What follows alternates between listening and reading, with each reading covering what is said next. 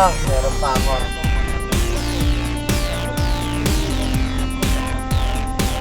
Even na ngayon. Ano ba ngayon?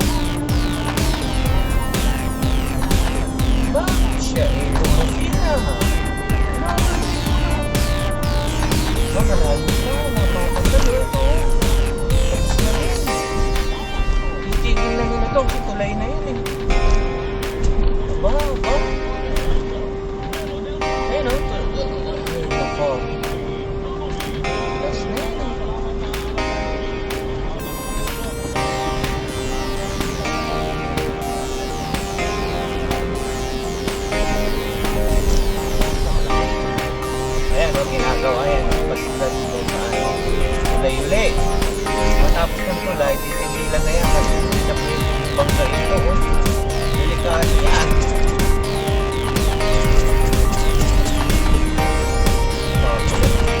Oo, para kapag mabaklas ng tulay. Delikado yan, grabe. Nasa gitna. Pagbaklas ng tulay, nasa gitna yung single din ng southbound at saka northbound. Dahil eh.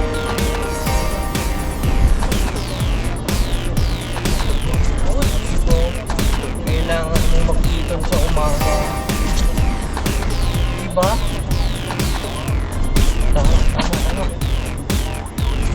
Kailangan mong magkiton. Parang nalalaman ko na yung forma ako.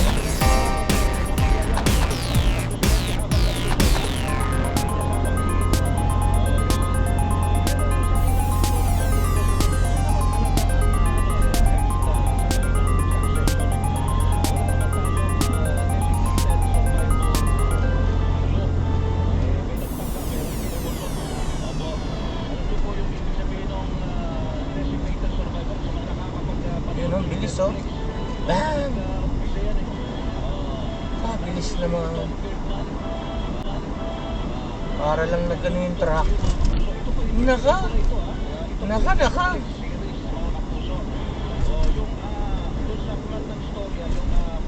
Grabe yung kotse oh. Napakabarumbado no.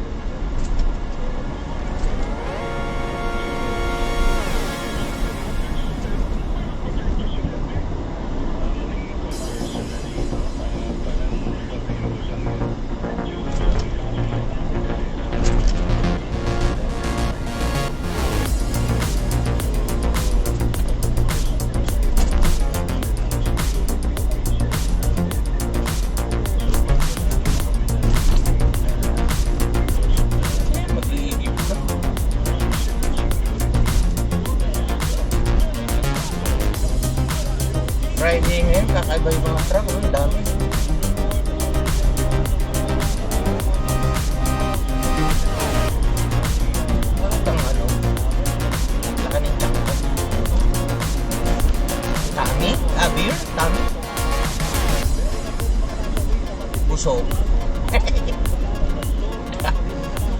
Busog lang. Gagalas pa eh.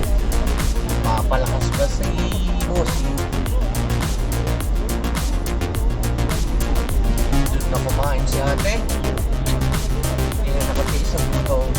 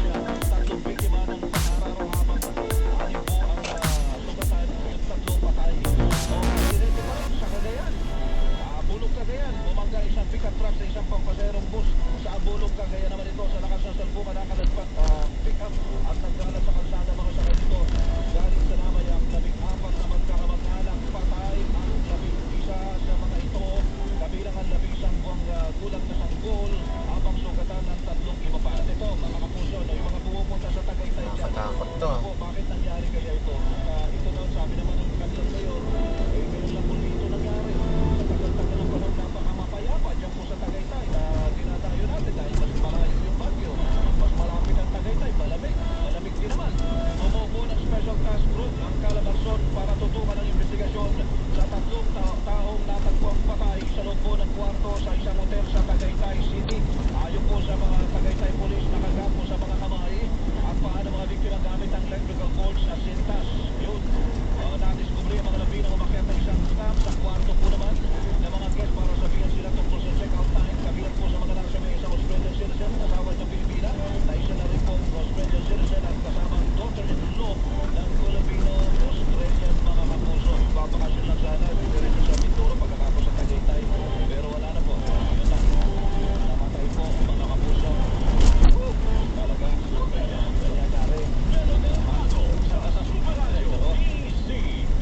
Kung meron kayong napupuna sa inyong paligid, maging mapagmatsyag kayo, mag-text kayo, may mga opinion kayo, mag-text kayo. 0917-594-5941 ang ating text correct. Ang ating Twitter na ngayon po ay sa ating CBB na mawalit na letra. Ang ating TikTok naman ay ating CBB na mawalit na letra. Ang ating guest naman ay sa mga ating CBB 594.